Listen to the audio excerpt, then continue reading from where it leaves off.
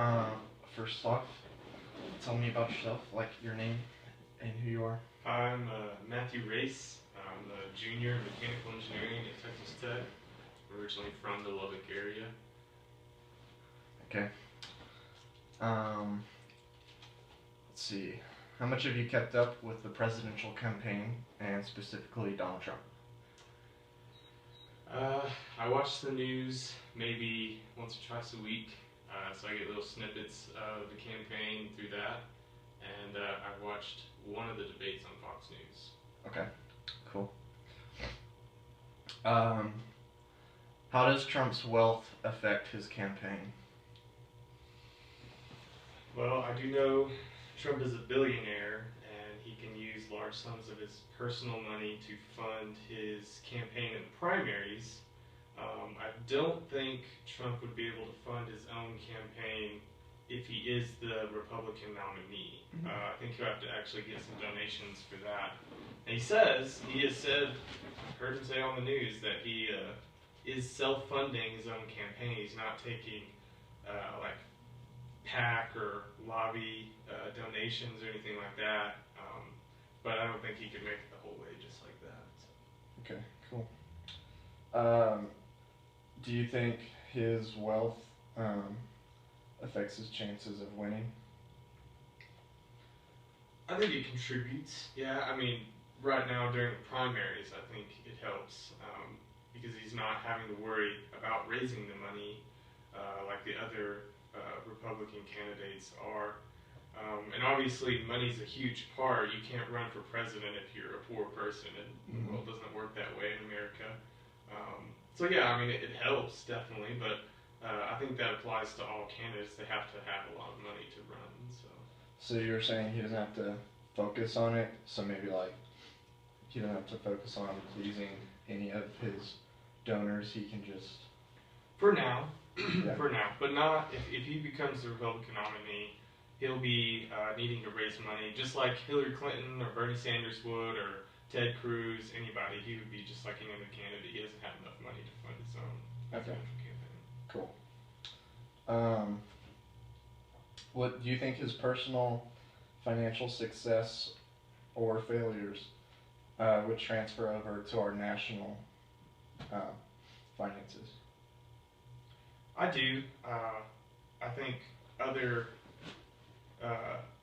especially people who support Trump, would probably think that his success as a businessman and his successful ideas about economics would translate well into a president who's strong in that area. So yeah, I do associate Trump with successful business practices in my mind. Okay.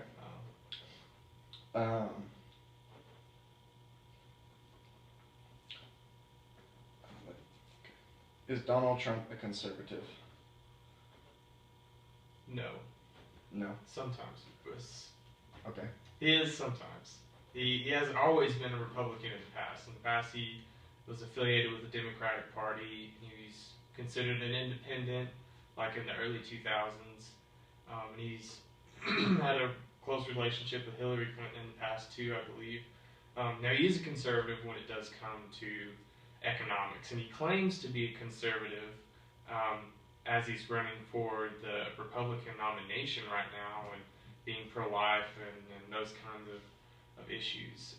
I don't know how his foreign policy aligns with the Republican Party necessarily, but I do think that he has a very conservative perspective on economics, and his slogan being "Making America Great," getting economics up and running again in America. I think those are conservative ideas that he has, but in general,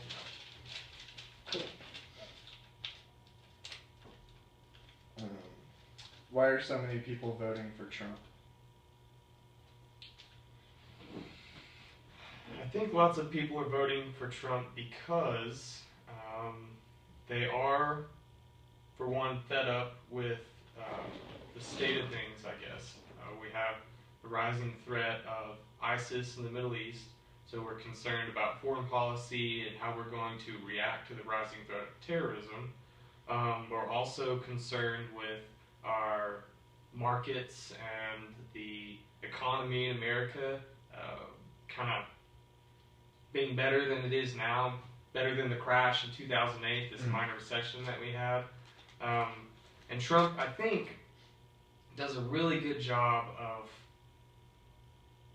acting like he's fed up with everybody else with the state of things. He's got this slogan, "We're going to make America great again," and he reflects most Americans' perception that America is not doing as great as it could be right now.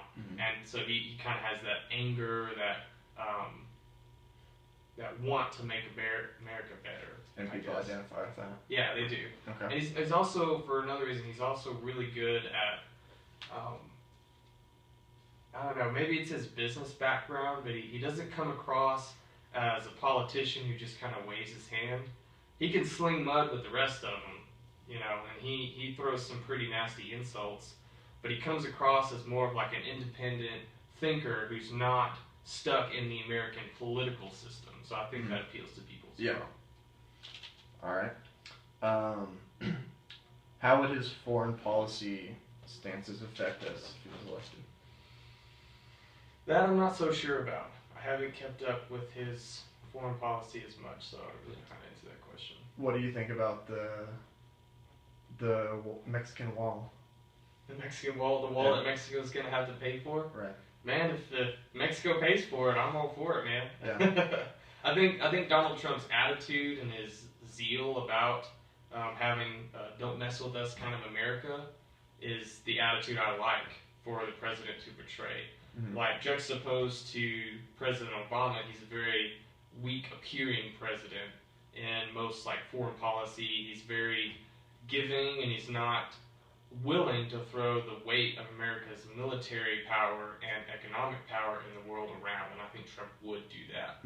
I don't know how reckless Trump could be, so that might be a liability, but at least he projects that America is strong and not weak like Obama. Right. Cool. Do you think that Trump will be elected? I think he will win the Republican nomination, and I hope that the Republicans win the election. I hope he can beat Hillary Clinton. Yeah. But I do not know. Okay. Would you consider voting for Trump? If he's a Republican nominee, yes. Okay. However, I did not vote for Trump in the primary. Okay. Cool. Well, that is it. That concludes the interview. Thank you for your time.